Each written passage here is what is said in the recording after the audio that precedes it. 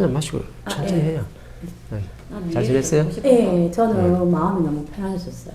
아 그래요? 네, 그 멘토님 올리시는 거 그냥 하루에 올라오는 거 다 봤거든요. 그래서 그냥 보고 제가 궁금한 거 찾아보고. 네. 그래서 이제 좀 난타하는 게 난타 덜 하게 되고 조바심 덜 나고. 계속 좀 친정 엄마도 저한테 좀 즐거워 보인다 했잖아. 좀 즐거워 보인다고. 네. 애들도 그렇고 좀 많이 좀 좋아진 것 같아요. 많이 좋아졌어요. 네, 진짜 많이 좋아졌어요. 정말 몇 개월의 변화가 며칠 만에 온 것 같죠.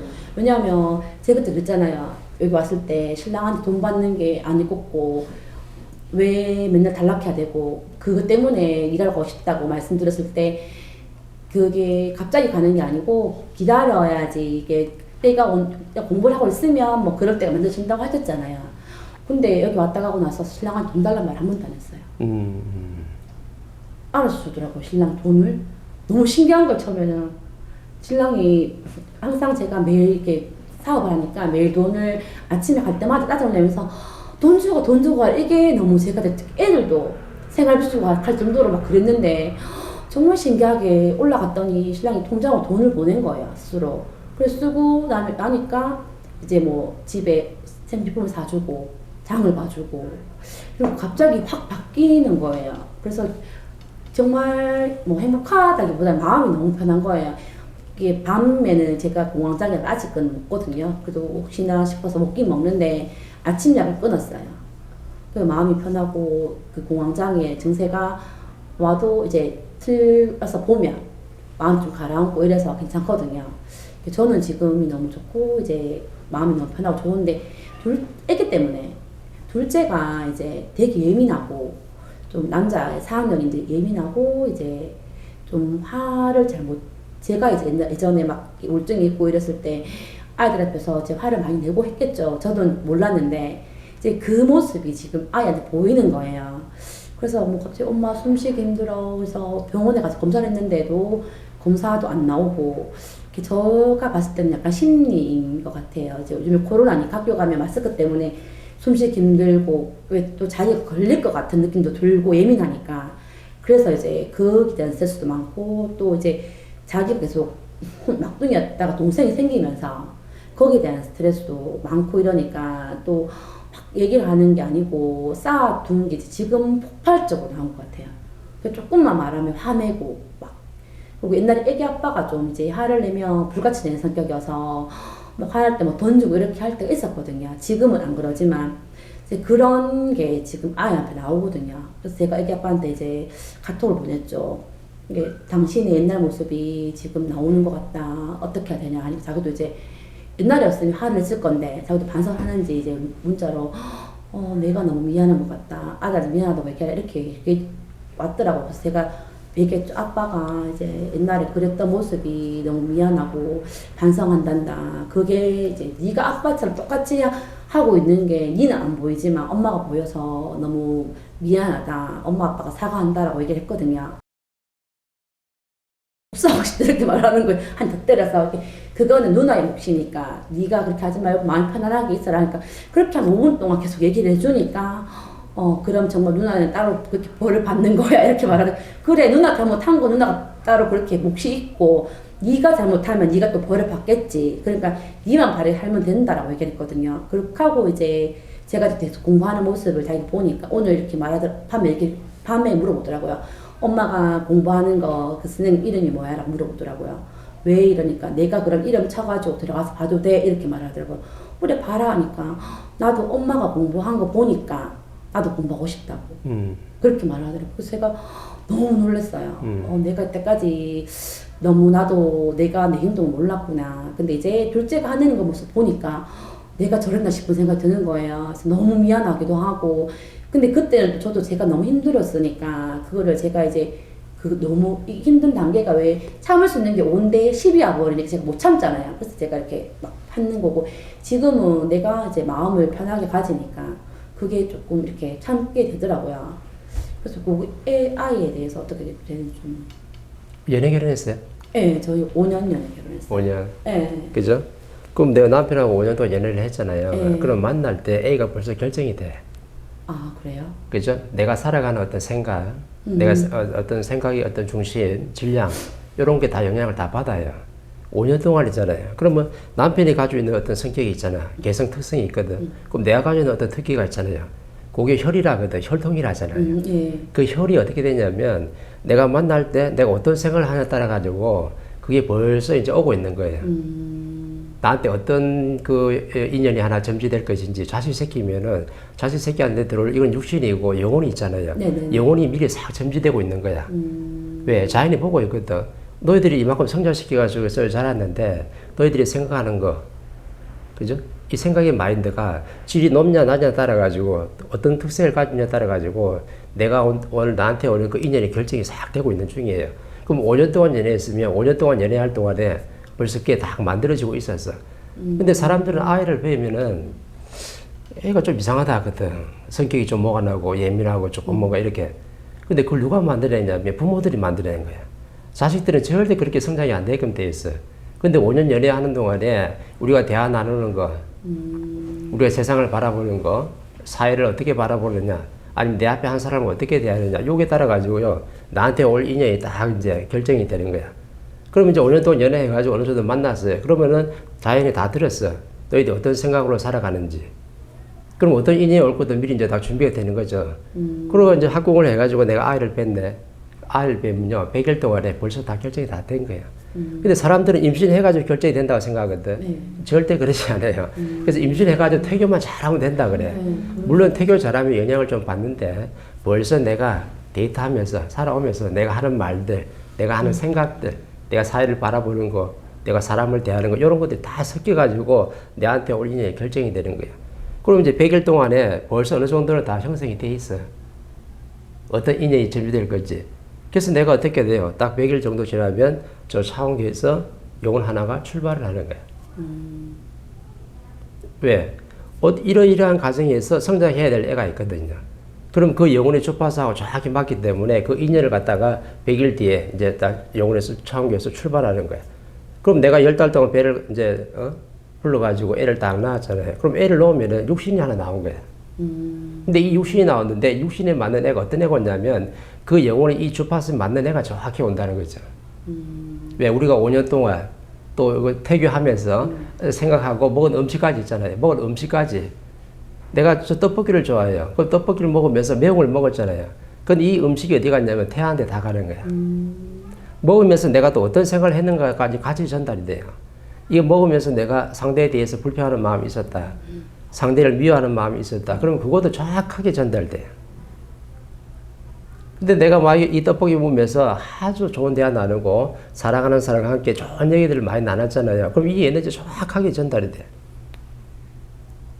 그러면 내가 먹는 음식과 내가 생각하는 거, 내가 앞에 사람하고 대화 나누는 거, 이런 것들이 전부 다 어때요? 태화 속에 애한테 다 전달이 되는 거야.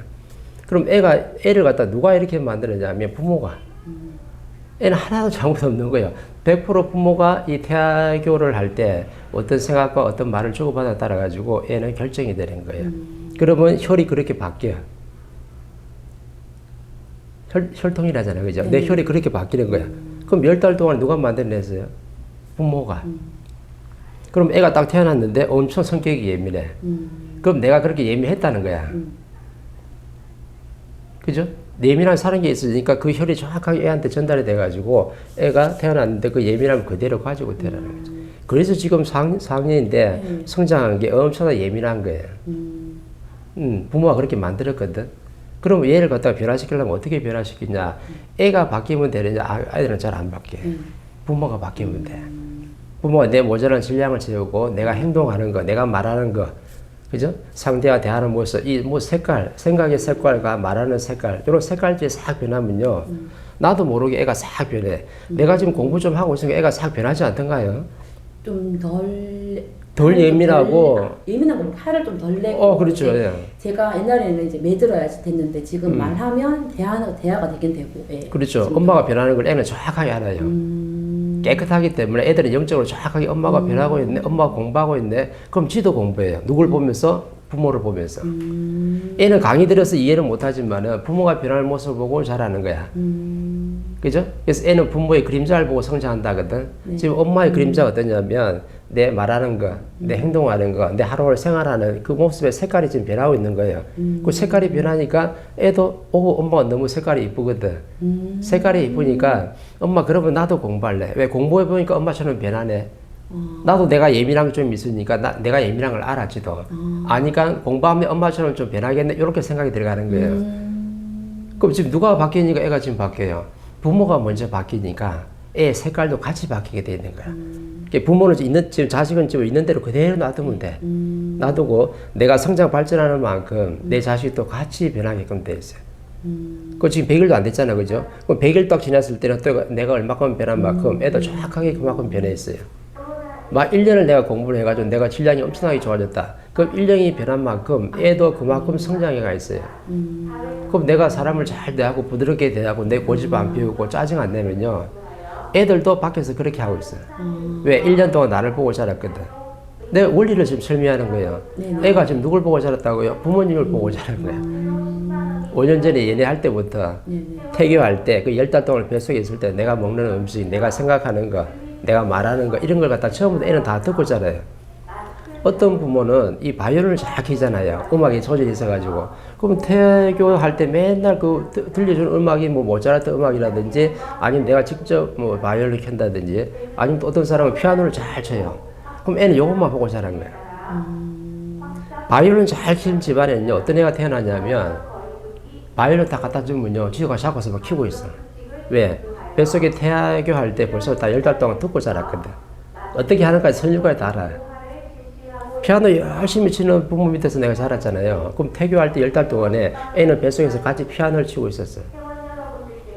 그래서 음악가 집안에 누가 태어나요? 음악가 제가. 저 운동 잘하는 집안에 누가 태어나요? 운동 잘하는 사람이 태어나죠. 그 재능을 타고나는 거예요. 그러면 왜 내가 이런 말 하느냐? 자식은 부모의 영향을 받고 자라거든요. 태교할 때도 그렇고 지금 태어나서 세상을 살아갈 때도 내가 어떻게 어떤 말과 행동으로 살아가냐에 따라가지고 자신이 정확하게 그걸 다 보고 배워요. 그게 바로 생각의 색깔이거든. 이 말의 색깔이거든. 행동의 색깔을 갖다가 그대로 보고 따라하는 거라. 아, 엄마가 저런 이쁜 색깔을 내네. 엄마가 무지개 색깔을 내는 거예요. 그럼 자식도 그 무지개 색깔을 내려고 노력을 해. 그거 내가 공부하니까 지금 어때요? 자식이 공부하려고 그래. 엄마 어떤 강의 들어? 나도 좀 듣게 좀 알려줘. 이렇게 좀 들어오잖아. 네네네. 지도 들으면 변한다는 걸 아는 거예요. 그래서 어제 깜짝 놀랐어요. 깜짝 놀랐죠. 물어보길래. 그 선생님 이름 뭐야? 물어보길래 깜짝 놀랐어요, 저도. 애는 영혼에 들어오니까는 육신은 좀만 해도 그 들어오는 영혼은요 엄청난 기운이 큰 애들이거든. 근데 부모들이 육신만 보니까 여기 내 새끼라고 딱 보잖아. 육신만 딱 보니까 애가 쪼맨한데 육신은 쪼맨하지만 그 안에 들어차 있는 영혼들은 완전한 신이죠. 신 하나 그게 딱 독힌돼 있기 때문에 애를 갖다가 아이를 보면 안 되는 거예요. 성장하면서 자꾸 내가 육신도 크고 내 영혼의 질량도 좋아지면서 애가 생각하는 게 질이 달라지는 거죠. 애가 생각이 없는 게 아니에요. 애는요 뱃속에 있을 때부터 벌써 다 보고 듣고 자랐고 엄마가 내 세상에 나와가지고 부모님 하는 거 다 보고 자랐어요. 그걸 그대로 영향을 애가 봐가지고 지금 성장하는 거거든. 그럼 이 변하는 과정은 간단해요. 부모가 변하면 자식은 정확하게 변해. 변화 안 해도 변해. 어디 뭐 보낼 필요도 없는 거지. 네, 왜? 부모의 그림자를 그대로 밟고 자라거든. 부모가 바른 길을 가면요 자식도 정확하게 바른 길을 가. 부모가 삐뚤하게 못난 길로 가면요 자식도 정확하게 그거 닮아서 가게끔 돼 있어요. 근데 내가 지금 100일도 공부 안 했는데 내가 열심히 노력하고 있으니까 애가 벌써 희끗희끗 다 보고 있었는 거야. 엄마 뭐 하는지. 그럼 뭔가 하는 것 같은데 하고 난 뒤 좀 변하던 모습이 말씨가 달라지고 행동이 달라지고 부드럽게 대하는 게 달라지는 거죠. 그리고 또 아빠한테 그렇게 고집도 안 부리고 이러니까 애가 공부하는 게 달라지네. 그럼 나도 조금 내가 좀 못한 것 같은데 내가 공부하면 나도 변하겠네. 애가 이렇게 들어가는 거야. 그러니까 강의 알리다가 지금 강의들을 하잖아요. 애가. 저도 같이 올라했거든요. 그렇죠. 엄마가 따라가고 싶다고 하더라고요. 엄마 무슨 공부하는지 나도 같이 가서 물어보면 안 돼 이렇게 얘기를 하더라고요. 그렇죠. 그러니까 이 원리를 모르면 부모들이 자식들을 데리고 자식을 뭐래요. 니는 왜 이렇게 뭐가 나 있었냐. 다른 집 애들은 안 그러고 그냥 뭐 덜 해줘도 잘만 자라더만 니는 뭐 있는 거 없는 거 다 해줬는데 왜 살아는 꼬라지 이런 거. 왜 내가 맡긴 걸 생각 안 하고 자식을 뭐라는 거라. 그게 어디 데려가요? 애가 심리적 문제 있으면 병원 데려가. 그 좀 미술 심리 치료하는데. 저 뭐 음악 심리 치료하는데 이런 데 데려간단 말이지. 데려가면은 그 사람들 뭐라고 가르치냐면 애에 대해서만 파고들어요. 애를 자꾸 이렇게 변화시키려고 하거든. 근데 주 원인은 뭐냐면 부모가 뭐가 조금 잘못된 길로 가고 있으니까 애가 지금 그렇게 된 거예요. 그럼 부모를 만져야 되는데 부모는 안 만지고 애를 자꾸 만지려고 그래. 그럼 뭐 만지는 거예요? 껍데기만 자꾸 만지는 거지. 심리 치료하고 음악 들려주고 좀 선생님하고 같이 놀면 좀 좋은 것 같은데 집에 가면 또 그대로 나오거든. 그 부모 공부 시켜주는 거예요. 부모가 공부되면 애는 정확하게 변해요. 어떤 집안 옛날에 그런 거 있었죠. 그죠? 어느 집에는 애가 좀 애난 애가 있는데 맨날 밤새 잠을 못 자요. 왜 잠을 못 잤냐면은 자꾸 뭐가 새벽에 깨. 깜짝 놀래가지고. 그래서 내가 한번 가본 거예요, 이렇게. 그러니까는 부모들이 공부해야 될 사람들 공부를 지금 안 하고 있는 거지. 부모들이 공부를 안 하고 있으니까 그쪽 조상신들이 애를 갖다 괴롭히는 거야. 왜? 고집이 너무 세가지고 말을 안 들으니까. 부모들이 고집이 너무 세 말을 안 들으니까 부모가 가장 좋아하는 게 누구예요? 사랑하는 게. 자식 새끼잖아. 자식 이기는 부모가 있거든. 자식을 건드리면 부모는 움직이게끔 돼 있어요. 그래서 이게 성동격설하거든. 자기는 항상 성동격설을 쳐요. 부모가 뭔가 바른 길을 이끌어 주려고 하면 부모를 직접 치지는 않아요. 왜? 부모를 직접 치면 너무나 기운이 강하고 고집이 세기 때문에 아파 죽어도 병원에 다니면서 내 공부할 생각을 안 하는 거죠. 누구한테 물으러 갈 생각도 안 해. 그냥 병원에 몰래 다니면 되는 거야. 근데 내 새끼가 지금 당장 아프네. 내 새끼가 밤새 잠을 못 자요. 그럼 이 원리를 가르쳐 줄 사람은 없지. 그래서 내가 설명을 한 거예요. 당신 조상들이 요래 해가지고 당신들 공부시키려고 바른 길을 이끌어 주려고 지금 애를 갖다가 요렇게 하는 거다. 하니까 그때였었대요. 공부를 한 거지. 공부를 하니까 애가 울어요, 안 울어요? 안 운다잖아요. 잠 잘 잔다고요. 우리는 우리만 살아가는 게 아니고 자연하고 함께 더불어 살아가기 때문에 자연은 항상 내가 가장 아끼고 사랑하는 사람을 건드려요. 만약 자식이 없다. 자식이 다 성장해서 밖에 있다. 그럼 별개잖아요. 그럼 부부간에 있잖아. 부부간에 있으면 부부간에 이 사람들이 뭔가 인생을 좀 모관하게 성장하면 바르게 이끌어주려고 자연이 누구를 쳐요. 한 사람은. 만약에 부부 사이가 엄청나게 좋아요. 부부 사이가 안 좋으면 안 치지. 그죠? 근데 저 남편을 갖다 엄청나게 미워하는데 남편 아빠 누워있으면 어때요? 아이고 잘 됐다. 막 이래 할 건데 꼬시다 할 건데 내가 남편을 굉장히 아끼고 사랑해요. 남편을 굉장히 아끼는데 이 남편이 내가 어떻게 사고 나가지고 병에 알아 누웠어요. 알아 누우면 누가 마음이 아파요? 와이프가 마음이 아프잖아. 맨날 병수발 해야 되고 뒷바라지 해줘야 되고 내 피눈물 해야 되는 거죠. 병원에 누워있는 사람은 조금 괜찮아요. 막 약 먹으면서 푹 자면 돼. 근데 그걸 지켜보고 간호하는 사람은 아내잖아. 아내는 엄청나게 피눈물 흘려야 되거든. 그래서 공부를 시키는 거예요. 그러니까 내 자식을 아프게 하든 아니면 내 남편을 아프게 하든 내 사랑하는 사람을 아끼는 사람을 아프게 하는 거예요. 그래서 자연이 성동격서로 공부를 시키려는 거거든. 그러면 지금 만약에 지금 그렇다 그러면 내만 바르게 가면 어떻게 돼? 변해요. 내 자식도 변하고 나도 변하고 그 다음 내 남편까지 같이 변해. 지금은 당장 남편이 안 변하는 거 같죠? 남편도 벌써 좀 변했어요. 왜 갑자기 월급을 줘? 그러니까요. 그죠? 묘한 일이 일어난다니까. 그죠? 내가 남편만 딱 바라보고 있을 때는 남편이 그렇게 안 움직이잖아요. 근데 내 올라갈 때 벌써 생각이 변했잖아. 가면서 벌써 변했거든. 가면서 벌써 변하니까 자연이 이제 작용을 하는 거죠. 왜? 이제 그 월급 들어와도 되는 거예요. 들어와도 잘 쓰거든. 내가 가정에 필요한 걸 쓰고 내 공부 경비에도 좀 쓰고 필요한 걸 쓰고 있는 중이에요. 그럼 이 집안의 가정이 바르게 돌아가니까 그 월급이 나한테 들어와도 되는 거지. 달라 소리 안 해도 들어와요. 어떤 부부들은요, 결혼하기 전에 남자를 딱 면접을 봤는데 남자가 생긴 그 꼬라지는 좀 별론데 엄청나게 돈을 잘 벌어요.